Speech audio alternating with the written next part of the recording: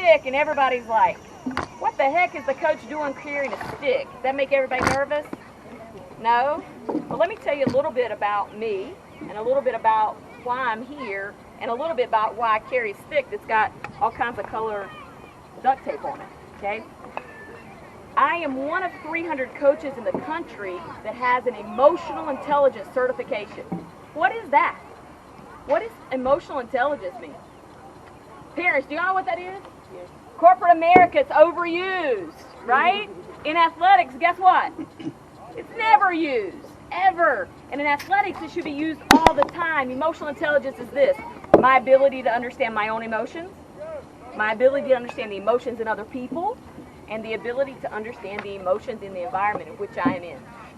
So what's emotional intelligence? Say, yes! I've got my sunglasses on, you can't tell where I'm looking. The ability to handle or understand your own emotions. Can you say that? Yeah, and the ability to understand the emotions of other people. Can you say that? Yep, and can you say the ability to understand the environment in which those emotions are in? The ability to understand the environment in which those emotions are in. Well done, well done. So here's what I'm going to tell you. I have been coaching now for 22 years. I've won over 300 games, multiple championships, NCAA tournaments, Sweet 16s, and a WNBA player. Done a lot of great things, right? But there was a period of time that we could only get this far regarding success. And I knew there was something else over there, I just didn't know what that was. So I went on this journey to figure out what is the secret sauce. And what I'm bringing to you today is the secret sauce to elite performance. It's the ability. God gave us all certain levels of ability. Running so fast, jumping so high, throwing it so hard. But then there's this other percent that's sitting out there that you can maximize and you can learn and you can be better at it. Who would want to get 7 to 10% better in a batting average? What else do you do in this sport? The whatever runs you throw in and all that stuff. What is that? The RBIs? Yeah. So if we said 7 to 10% better, you could get better at it. Who here would want that? Parents, if you said you could get a 7 to 10% raise. Yes, okay, we want that. So this is the secret sauce to becoming 7 to 10% better. Can we all agree emotions are complicated? Gosh, they're super complicated. So let's say that I fell coming off that step.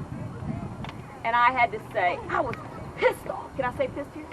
Okay. I was, what other things can I say? How far can I go? Okay. So let's say I went here and I said, oh, I'm hurt. I'm hurt. I'm like hurt, emotionally hurt. I'm angry.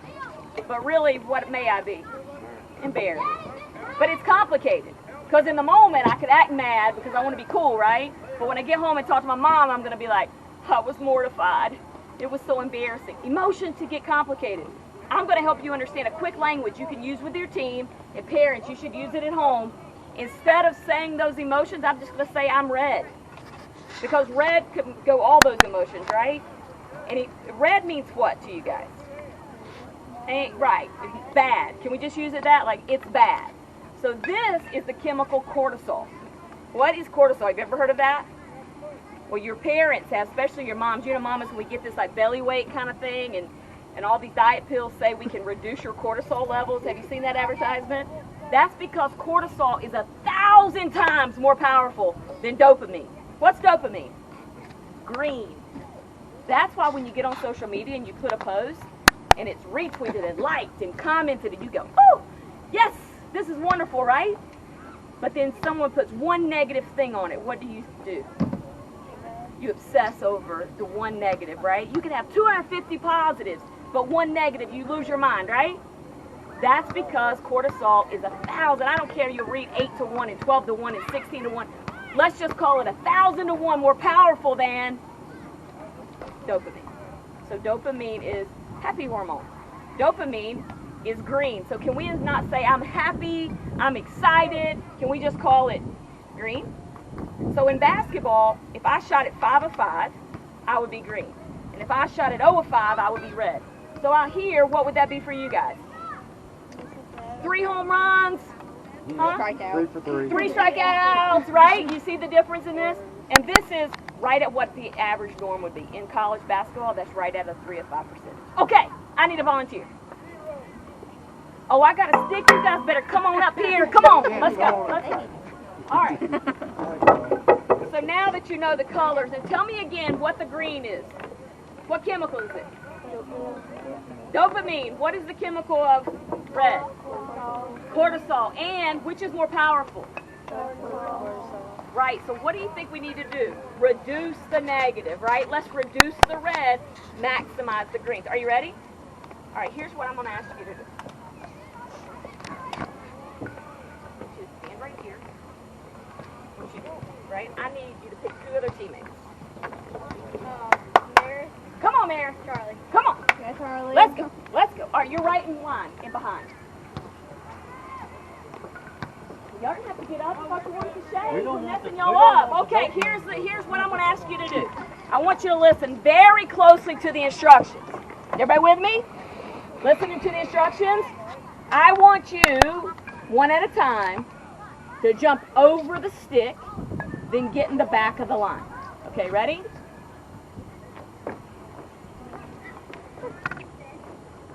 Okay, whoa, I didn't say again. I said listen to instructions. Now, let me ask you this. Did you give it everything you had when you jumped over the stick? Whoa, why?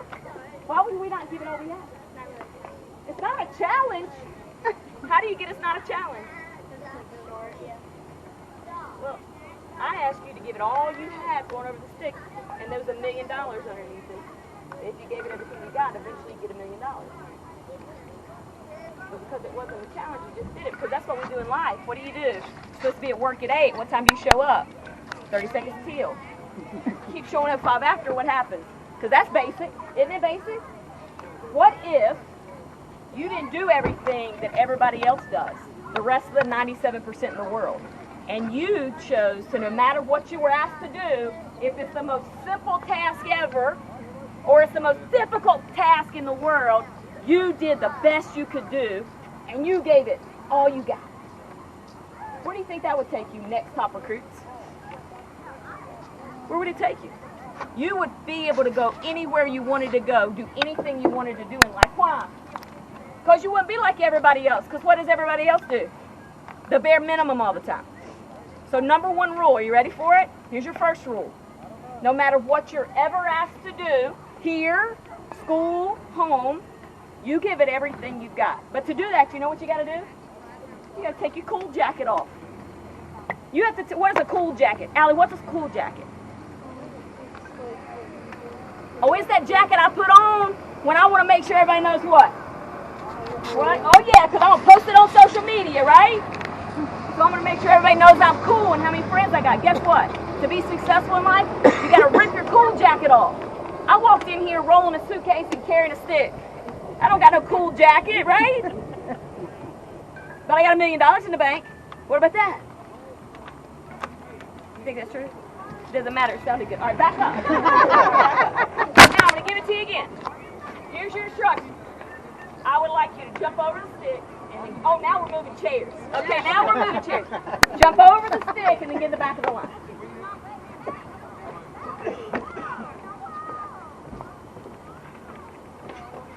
You are my only group that kept their cool jacket on while they did that. Sit down. The only group coach that I've ever had that didn't high jump this thing or long jump this thing and practically fall. That's why you're here. I guess it is. All right, I got another one then. Let's keep working. I just want you to know that you've got to understand the 3 of you did not give that all you had. Because if you gave that all you had, you'd have been sweaty and you'd have made a grunting noise like, ah, as you went over. Allie, pick a friend, come up. Hello. You can't do that. What's your friend's name? Ella and Allie. Okay. Now, Allie, here's your instructions. You're going to hold the stick, and I would like you to try to hand the stick to your friend. Nope. Oh, listen. Try. Try to hand the stick to your friend. Try to hand the stick to your friend. Come on, you can try. No. Try to hand the stick to your friend. Try to hand it. Try to hand it. No, you did it. Try to hand it, Allie. Try to hold the stick. Try to hold the stick. Try to hold the stick. No, you're holding it. Try to hold the stick. Try to hold it. What? Try to hold it. Try to hold it. No, you held it. Listen, I want you to try to hold the stick. So try is simply a southern woman's way of saying, I ain't gonna do it, right? So if that guy from school's got a crush on you, says, you wanna come hang out Friday night, 7 o'clock, and you say, oh, I'll try to swing by, are you going?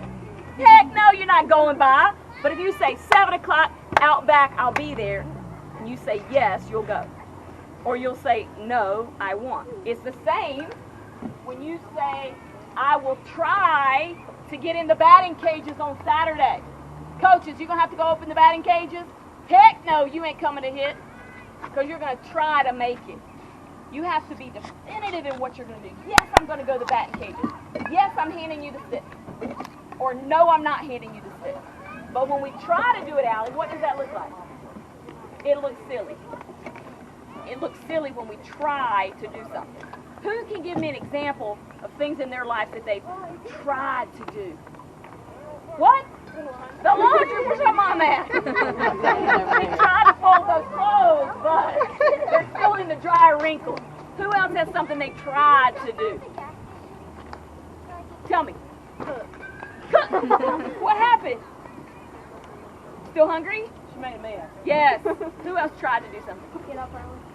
And you hit the snooze for it, but yes. Versus, I got up at 7, or I didn't. Yes. Tried to study for a test. And what happened?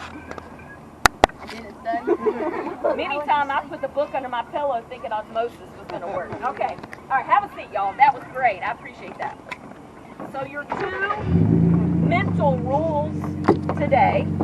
The first one is, no matter what you're doing, you give it the best you got. No matter the smallest task in the world or the most difficult thing you've ever done, you give it all you've got. And the second one is, we're not going to try. Either you're going to do it or we're not. Okay, so I got sticks and I got bricks. Coach, I'm doing good on time. You yell at me if I'm not. So this brick is a foundation of a home typically. Or think about, what's this thing called in softball? The backstop. What's the backstop built of? Right, so if the foundation, is that a foundation to you guys? That's a foundation of something? Could it continue to be built on? I mean, right now we got netting and poles, but could this continue to get built on? Why could it continue to get built on? Because it's strong and it can hold things up. Okay, so these bricks, when you start laying them together, really cool things happen, like the home you live in, or the school that you go to, or the backstop that you practice. So I'll use a term, it's called laying green bricks. So the concept of these bricks and the concept that you just learned about positive, or what is this called? Hormone? Dopamine, right? The hormone. It's very important. I want you guys to understand how you start your day will indicate how quickly you go up this temperature stick. So this is a temperature. So you don't go from normal temperature, right, to a major fever, do you, when you get sick? It kind of goes up, doesn't it? It goes from like 99 to 100, and your mom checks again, and it's 101, right? You see, same thing emotionally. Unless there's a huge traumatic event, typically we don't go from green to red. The problem is, emotionally, we stay in this area too much in the temperature, and when we do that, it's really easy to get down here. And when we get down here, we do wild stuff, like scream and yell at our parents, scream and yell at our brother and sister, scream and yell at your coach, get kicked off the team. Crazy stuff, right? We don't want to do that stuff. So the only way to prevent us from doing that is we need to lay a green brick in the morning. So what would you do, or what could you do in your life that would lay a green brick in the morning? Make your, what? Make a good breakfast. Okay, that's good. What's another one? I heard it, but make your bed. That's what I thought we were going with right away. So as soon as you get up, make your bed. Do you think that lays a green brick? Yeah. Why does it lay a green brick for you guys? Because it makes your mom happy. What else? Organized. Organized. You you feel like you're starting off on a good day and getting things completed so you don't have to do it when you get home from school. So that level of anxiety sometimes we feel when our life is kind of moving really, really fast and nothing seems to be going well. Mom, first thing we do is organize our drawers. Who does that? I'll organize my pocketbook. I'm going to make sure all these things are like it should be because it's all we can control. Lay a green brick would be make your bed in the morning. Give me another green brick. Yes. Oh, you own it. Come on. Do the dishes.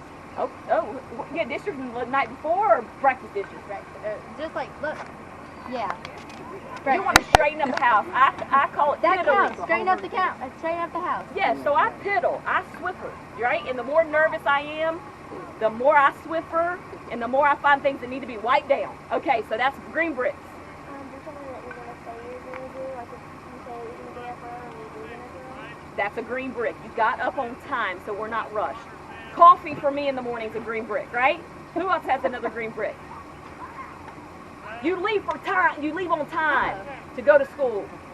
Don't miss the bus. Okay, well that'd be good, yeah. Because you might get a whooping. Who's taking you to school if you miss the bus? All right, take my stick with you. All right, what's another green brick for you guys? What about when you wake up to the smell of your mom or dad made your most favorite breakfast and you can smell it all the way from your room? Yeah, y'all don't have that? Great job, parents. Really good. I'm already at work. Pop-Tarts. Who else has got a green brick that you lay in the morning? What about parents? What's a green brick for you guys? Yes. Mine's prayer. Devotionals, prayer, reading time. Give another green brick.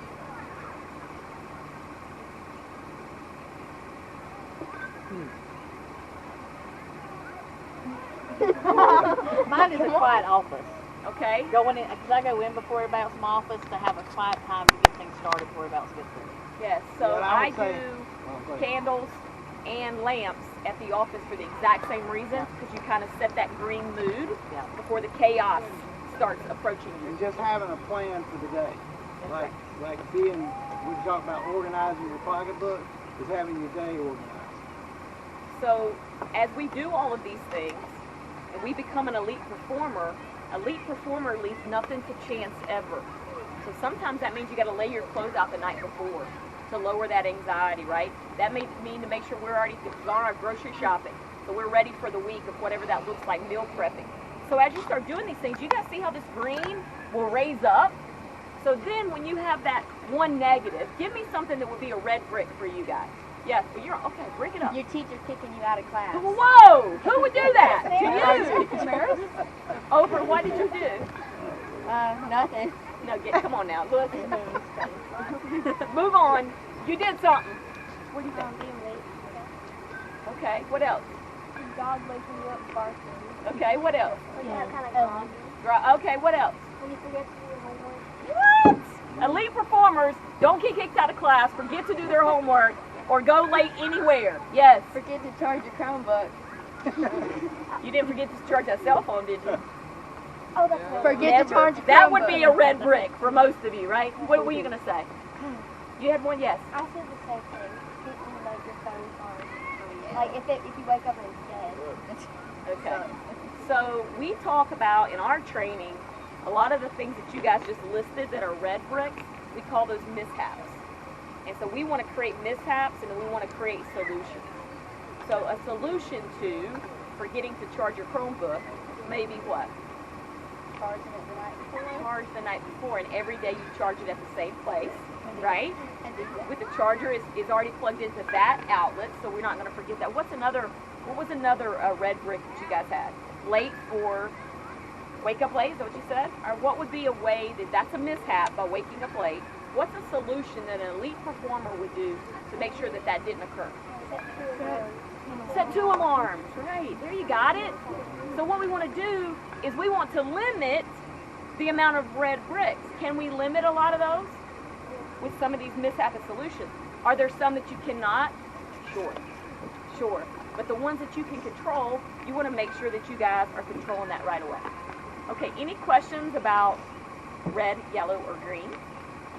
All right, before I finish, I just want to share with you guys, you see the shirt I have on? The team. And at Greensboro College, we have a program. And the program is how to be the ultimate teammate. So we had a basketball team that won a championship this year. We were 25-2. We had multiple all-conference players. We are multiple national statistical categories. So as you can imagine, there could be selfishness because of we had a very, very good team that a lot of individual players were spotlighted on. We had very, very little team drama or jealousy or backbiting or all the silly Snapchat things that you kind of see happen that divides a team. And we didn't have those things because everybody bought into the team. It's about the team, or it's about your program, next top recruit. It's about the program. How do we do that? I'm going to give you the secret to how to be the ultimate teammate. Before you post something on social media, before you chit-chat with one another, before you go into the car and say something to your mom or dad, or before you, what is it that you guys would do? Post something on something, correct? You ask yourself this question. By saying, by doing, or by typing this, does it make me the ultimate teammate? And if that answer is yes, do it. And if that answer is, I'm not sure, you don't do it. You understand what I'm saying there? So if you get ready to get in the car and your mom says, gosh, Sally stunk out there at practice today, you have to right away ask yourself, how do I become the most ultimate teammate in this moment? You could be like, yeah, Sally didn't hit it great, but you know what? When I fell in the dirt, she was the first one over there to pick me up. She was the first one that gave me a high five. And you make sure you do what? Green! Could you control what your mom said is a red brick? No. But you can control your response to that action. The other thing you can do is, let's say that you're red because so-and-so and so-and-so said so-and-so about you, and you're red, and you get on text message right away. And you're about to blow it up. Do you know what I'm talking about? And you're going to vent on text message. My mom always told me not to write it down if I didn't want it read out loud. I'm going to give you that old school advice. Stop writing stuff down that you don't want read, because you know what everybody does right there, screenshot it. Okay. So it's a bad idea. So we don't want to have any sort of red bricks. So our rule is you get 24 hours before we do that. So we may be upset. We may have a major thing that we've got to handle, but we're not going to handle it right then. Because when we get into the red, our pupils get dilated, our palms get sweaty. Who's ever sat down and your knees moving back and forth and you're shaking here? Well, those are physical symptoms, y'all, of being in the red. And we have one rule. We never make a decision when we're in the red. And physically, it takes a 4-hour window of time, 4-hour window of time to reduce these symptoms. What about that? So would it be a good idea to send that text message while you're in the red? Let it go for 4 hours. If you can let it go for 24, we're even in better shape. Let it go for 4 hours and see if you feel physically a little bit better. And then go to make those decisions. But we all agreed that it was always going to be about the team. And so some of the steps that we took a lot of pauses. If we thought what we were about to say or what we're going to do wouldn't make us the most ultimate teammate. And do you know what happened through all of that? Our team started really gelling, and our team started to really connect. And love led the way. Why? Because I didn't say anything negative about you. And you didn't say anything negative about her. And when someone in the cafeteria said whatever, I'm going to take up for her to the death. Even if I know she's wrong. Because I'm going to be the definition of the most ultimate teammate. You can all parents be ultimate teammates in your own home every single day. We have a choice in what we choose to say and do. And we have to understand that what we choose to say or do can be someone else's red brick. Or we could be someone else's green brick. I coach 18 to 22-year-olds. And because we've created this language, they don't wear cool jackets. How old are you guys? 7? Joking. I'm joking. So I coach 18 to 22-year-olds. And they say things like, Coach, I laid green bricks today, so I was ready when I failed my test. Right? Because you make bad grades sometimes. But they laid green bricks through the morning, so that test that didn't go well didn't rock them. It didn't totally lose their day. Or they'll say things like, my mom was a red brick for me today. Now this is 18 to 22-year-olds. So I'm going to make sure you guys are understanding this. This language helps soften some of those kinds of things. And they educate their parents on what a green brick is and what a red brick is. And then we strive every single day not to give each other red bricks. Even me as the coach, I'm like, oh, I've got to hold on, coach. I got to hold on because I'm about to lay a red brick right on them, right? You got to be careful with that. But if one of the rules is you can make no decisions when you're in the red, then I know that I can't call a timeout in basketball and they come over and blister. Because if I'm in the red and do that, then I'm breaking my own rule. So keep that in mind. It takes 4 hours to recover. A basketball game is 2. How long is an average softball game? You don't, right? So you don't have a chance, do you? You cannot get into the red because you can't recover in those situations. So I just want to challenge everybody before I leave here is take the 2 mental skills with you. The first one is, no matter what you're asked to do, the most simple task in the world, do it the best you can. Give it everything you've got. The second thing I want you to take with you is we're not going to try. We're going to either do it or we're not to become the most ultimate teammate that we possibly can. Okay, it is 7:27. I have 3 minutes for questions. Who has questions? Parents. I want you to give me an example of how you've done something that's made you the ultimate teammate this season. All right? Picking people up after they step out. Okay, what do you say to them? What do you say? Get them up time or Okay, good. Yes. Kind of like the opposite of hers. Like whenever they do something good, pump them up and make them feel good about it. What color would that be? Green. Green. Okay, good. What else? Yes. Well, what would you do to pick her up? Like, Okay. Do you know what a fist exchange is? A fist exchange is what good players do when the going gets tough. A fist exchange is a universal sign in all of sports that I got your back. Does anybody have any idea what a fist exchange looks like? That's a fist bump. This is when I'm the catcher and then an outfielder does something. So it's something you can do from like all the way across the field. Does anybody know what fist exchange is? All right, thumbs up. That thumbs up. Without the what if I did this to you, Allie? What would that mean? Universally, what does that mean if I said, Allie, and you're way out there? What does that mean? Now I'm going to come over there with that stick. What does that mean? Huh? Good job. Yeah, like you got this. Like, it would, well, what if you did it and you just made an error? And I got your attention. I was like, Allie! And I said, what would that mean? Yeah, you're good. We're okay. Without any sort of verbal cue. That's what a fist exchange is. That's what good teams do when the going gets tough. That's what good players do when they want to become the ultimate teammate. We have our team, they fist exchange across campus. It would be like, Carly! Got this. Way to go to class today. Right? That's how you become the most ultimate teammate. Okay, parents, questions before I get out of here. Heather, when you talk to them, we have 13 girls on the team. You can only have 9 on the field. How do you be an ultimate teammate when you're sitting in the dugout cheering on your team down the field and the exchange from subbing in and out? Because we talked about this when we were at the game that Allie and Ding and I came to. For sure. So positive touches, PT, is a real important thing because positive touching produces dopamine to your brain. And so the more that you guys were fist pumping just a minute ago, the better. The more you're here with yourself, the better. Like you guys do all those weird cheers. Do y'all do all that? Right, I don't know what you're saying. Right, but all that is going to do it with the touching. But I want you to understand too, a lot of the ways that you can be the ultimate teammate in those situations is what you're doing prior to that game. So let's say you're one of those folks who's not in the rotation.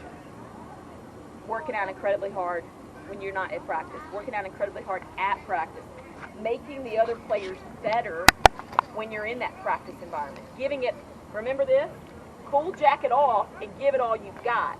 And the number one mistake is when players play less, they stop giving, right? Because when it's like Christmas time. It's like, well, they didn't give me anything last year for Christmas, so I'm not going to get them anything this year.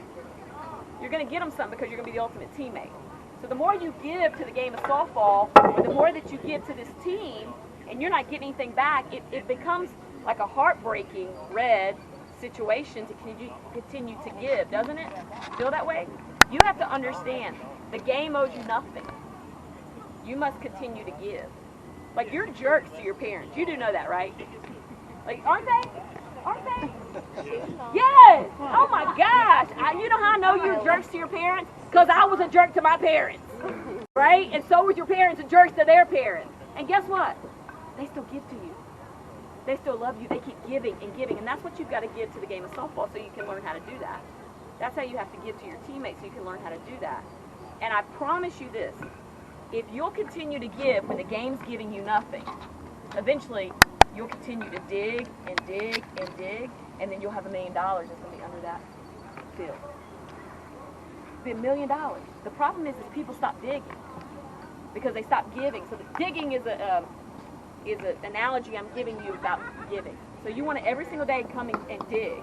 And do you know when you're going to find your $1 million under there? You don't. But all I know for sure, if you stop digging, you'll never get to the $1 million. But if you keep digging and keep digging and keep digging, the $1 million is going to be under a basketball court or under here. What's $1 million? Well, it is money, but what it is not money. It's joy, and it's green, and it's happiness, and it's fulfillment. That's what that means. What? Accomplishment. It's confidence.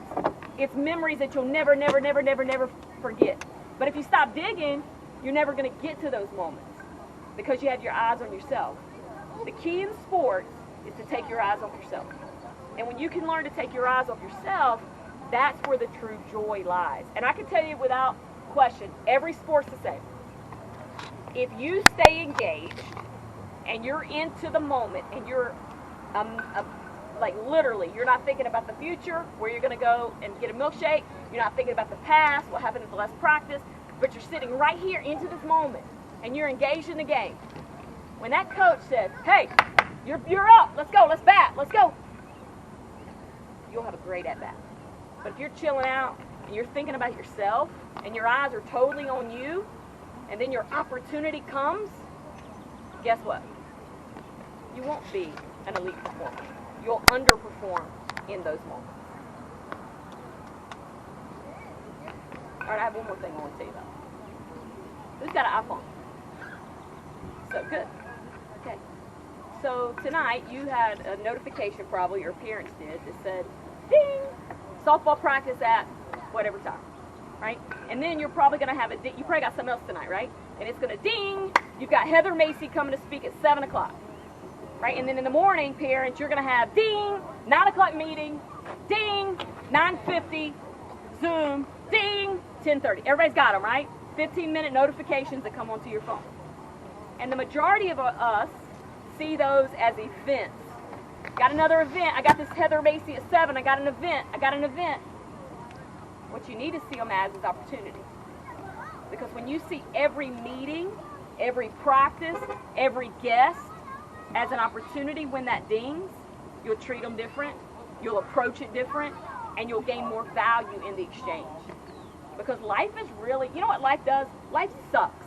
If it's a schedule, if it's an event all day, if it's a schedule to a schedule to a schedule, and all you are is a robot, just wanting to survive to get to the next meeting. I don't know about you guys, I don't want my life to suck. I want my life to thrive. And so the only way to do that is I got to get fired up. Come hang out with next top recruits out here at Prolific Park at 7 o'clock. Y'all know I got a social life. Y'all know I got wine to drink. Y'all know I have stuff to do. But guess what I'm doing? Seeing opportunity. Why am I seeing opportunity? Because I want to help y'all learn to be an elite performer. I want you to have opportunity. Next time it dings and you're going to practice, see it as an opportunity, not an event. And mom and dad, when you get an opportunity, don't treat it like an event. Treat it like an opportunity and watch the difference of how your life will shift and change because your approach is going to shift and change. I don't want to shut my mouth, okay, and let you guys get home. I wrote a leadership book. #1 bestseller on Amazon in 2018, been 4 years now. So I have hard copies of the book. So parents, if you want to grab a copy of that, I talk about emotional intelligence in the book. But before you leave, please take my business card regardless, because that has my cell phone on it. So if you all want to say, hey, thanks for the intro, I learned a little bit about EQ, learned a little bit about how to be an elite performer, but our family needs more of this information, then I'll be glad to point you in the right direction on how to get more about this, okay? But thank you guys so much for having me. I appreciate it. Thank you.